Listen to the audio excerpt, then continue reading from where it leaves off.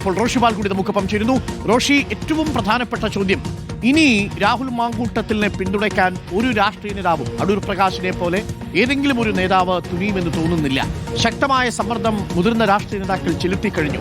പ്രത്യേകിച്ച് രണ്ടാമത്തെ പരാതി കൂടി KPCCയുടെയും രാഹുൽ ഗാന്ധിയുടെയും അടുത്തെത്തിയ സാഹചര്യത്തിൽ ഇനി രാഹുൽ മാങ്കൂട്ടത്തിലിനെ പിന്തുണയ്ക്കേണ്ട എന്ന നിലപാടിലേക്ക് എത്തുകയാണോ? പാർട്ടിയിൽ ശക്തമായ സമ്മർദ്ദമുണ്ടോ? രാഹുൽ മാങ്കൂട്ടത്തിലിനെ പാർട്ടിയുടെ പ്രാഥമിക അംഗത്വത്തിൽ നിന്ന് മാറ്റുക എന്ന നിലപാടിലേക്ക്, രാജി വേണമെങ്കിൽ ചോദിച്ചു വാങ്ങണമെന്ന നിലപാടിലേക്ക് കോൺഗ്രസിലെ മുതിർന്ന നേതാക്കൾ എത്തുകയാണോ? ഇന്ന് മുൻകൂർ ജാമ്യം തള്ളിയാലും ഇല്ലെങ്കിലും ഈ നിലപാടിൽ നിന്ന് പിന്നാക്കം പോവില്ലെന്നാണോ മനസ്സിലാക്കുന്നത്? പ്രത്യേകിച്ച് VD സതീശനും രമേശ് ചെന്നിത്തലയും. റോഷി. അരുൺകുമാർ, കോൺഗ്രസിലെ പ്രധാനപ്പെട്ട നേതാക്കളൊക്കെ ഇതേ നിലപാടാണ്. രാഹുൽ മാങ്കൂട്ടത്തിനെതിരെയുള്ള ഈ ലൈംഗിക പീഡന കേസുകൾ അതൊരു പരമ്പര പോലെ ഇനിയും പരാതികൾ പോലീസിലും പാർട്ടി നേതൃത്വത്തിലും എത്തിച്ചേരുമെന്ന് തന്നെയാണ് അവർ കണക്കുകൂട്ടുന്നത്. അത്രയും പെൺകുട്ടികളെ രാഹുൽ മാങ്കൂട്ടത്തിൽ പീഡിപ്പിച്ചെന്ന ബോധ്യം മുതിർന്ന കോൺഗ്രസ് നേതാക്കൾക്കുണ്ട്. നേരത്തെ രമേശ് ചെന്നിത്തല തന്നെ പരസ്യമായി പറഞ്ഞത് ഇതിലേറെ പരാതികൾ KPCC നേതൃത്വത്തിന് ലഭിച്ചുവെന്നാണ്. അതുകൊണ്ട് ഇനിയും പരാതികൾ പരസ്യമാകുന്നതിന് മുമ്പ് രാഹുൽ മാങ്കൂട്ടത്തിനെ പാർട്ടിയിൽ നിന്ന് പുറത്താക്കാനുള്ള ഒരു നീക്കം തുടങ്ങിക്കഴിഞ്ഞു എന്ന വിവരങ്ങളാണ്. ഈ കാര്യത്തിൽ ഒരു വിശദമായ ചർച്ചകളിലേക്ക് കടക്കണമെന്ന ആവശ്യം കൂടി പ്രതിപക്ഷ നേതാവ് VD സതീശനും രമേശ് ചെന്നിത്തലയും മുന്നോട്ട് വെച്ചിട്ടുണ്ട്. മുതിർന്ന കോൺഗ്രസ് നേതാക്കളൊക്കെ സമാന നിലപാടാണ്. നേരത്തെ തന്നെ പാർട്ടി പ്രാഥമിക അംഗത്വത്തിൽ നിന്നും രാഹുൽ മാങ്കൂട്ടത്തിനെ പുറത്താക്കേണ്ടതായിരുന്നു എന്ന അഭിപ്രായം ശക്തമാണ്. അങ്ങനെ പുറത്താക്കിയിരുന്നെങ്കിൽ ഇങ്ങനെ പാർട്ടി നാണക്കേട് സഹിക്കേണ്ടി വരില്ലായിരുന്നു എന്നാണ് നേതാക്കൾ പറയുന്നത്. കാരണം ബലാത്സംഗമാണ് ഈ പെൺകുട്ടികൾക്ക് നേരെ രാഹുൽ മാങ്കൂട്ടത്തിന്റെ ഭാഗത്ത് ഉണ്ടായിരിക്കുന്നത്. ഇത് സംബന്ധിച്ച പരാതികൾ നിരന്തരം വരുന്നു.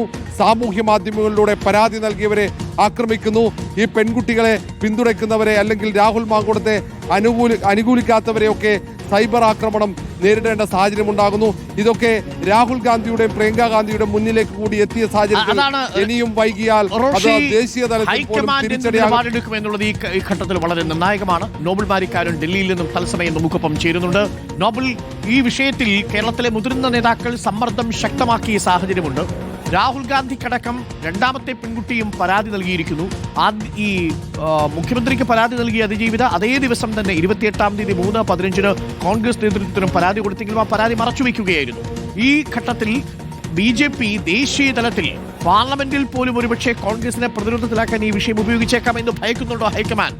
സമ്മർദ്ദത്തിലാവുകയാണോ ഹൈക്കമാൻഡിന്റെ അതൃപ്തിയുണ്ടോ രാഹുൽ മാങ്കൂട്ടത്തിൽ വിഷയം സംസ്ഥാന നേതൃത്വം കൈകാര്യം ചെയ്തതിൽ?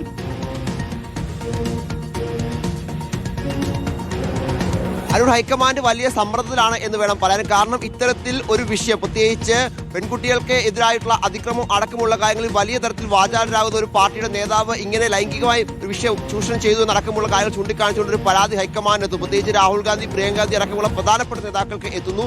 ഇതുമായി ബന്ധപ്പെട്ടുകൊണ്ട് വലിയ വിവാദം ഉണ്ടാകുന്നു. ചർച്ചകളിലെ ഹൈക്കമാൻഡ് കൂടി വലിച്ചിഴക്കപ്പെടുന്നു. സ്വാഭാവികമായും ഹൈക്കമാൻഡ് ഇതിൽ വലിയ സമ്മർദ്ദത്തിലും അതൃപ്തിയിലുമാണ് എന്ന കാര്യത്തിൽ യാതൊരു സംശയവുമില്ല. കാരണം വലിയ തരത്തിൽ അവമതിപ്പ് ഇതുണ്ടാക്കി എന്ന് ഹൈക്കമാൻഡ് അറിയുകയും ചെയ്തു. കാരണം ഹൈക്കമാൻഡ് കൃത്യമായി തന്നെ ഓരോ നിമിഷവും കേരളത്തിലെ നീക്കങ്ങൾ സസൂക്ഷ്മം വിലയിരുത്തുന്നുണ്ട്. കാരണം തെരഞ്ഞെടുപ്പ് സംസ്ഥാനമായതുകൊണ്ട് തന്നെ, വലിയ പ്രതീക്ഷയുള്ള സംസ്ഥാനമായതുകൊണ്ട് തന്നെ സംസ്ഥാനത്തെ രാഷ്ട്രീയ സാഹചര്യം വിരുദ്ധ ഒരു പ്രത്യേക സമിതി തന്നെ, പ്രത്യേകിച്ച് ഒരു സംഘം തന്നെ ഹൈക്കമാൻഡുണ്ട്. ആ പശ്ചാത്തലത്തിൽ ഹൈക്കമാൻഡ് കൃത്യമായി തന്നെ കാര്യങ്ങൾ അറിയുന്നുണ്ട് എന്നാണ് യാഥാർത്ഥ്യം. അത് മാത്രമല്ല, KC വേണുഗോപാലും ഇതുമായി ബന്ധപ്പെട്ട കാര്യങ്ങൾ ധരിപ്പിക്കുന്നുണ്ട്. ദീപദാസ് മുൻഷിയും ഇതുമായി ബന്ധപ്പെട്ട കാര്യങ്ങൾ ധരിപ്പിക്കുന്നുണ്ട്. അതാണെങ്കിലും വലിയ സമ്മർദ്ദ അതിർത്തിയിലാണ് ഹൈക്കമാൻഡ് ഈ വിഷയത്തിൽ ഉള്ളത്. പക്ഷേ നേതാക്കൾ എത്രയും വേഗം കേരളത്തിൽ ഒരു തീരുമാനം എടുക്കണം നിർദ്ദേശം ഹൈക്കമാൻഡ് നൽകും എന്നാണ് അറിയാൻ കഴിയുന്നത്. KC വേണുഗോപാൽ ഇന്നിപ്പോൾ കേരളത്തിലേക്ക് എത്തിയാണ്.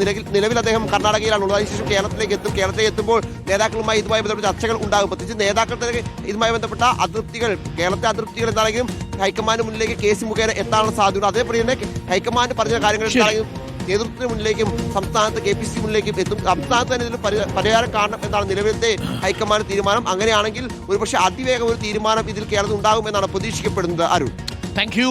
നോബൽ, തുടരുക. ഹൈക്കമാൻഡിൽ നിന്നും ഡൽഹിയിൽ നിന്നുമുള്ള കോൺഗ്രസിന്റെ രാഷ്ട്രീയ നീക്കം നോബൽ മാരിക്കാരൻ റിപ്പോർട്ട് ചെയ്യും.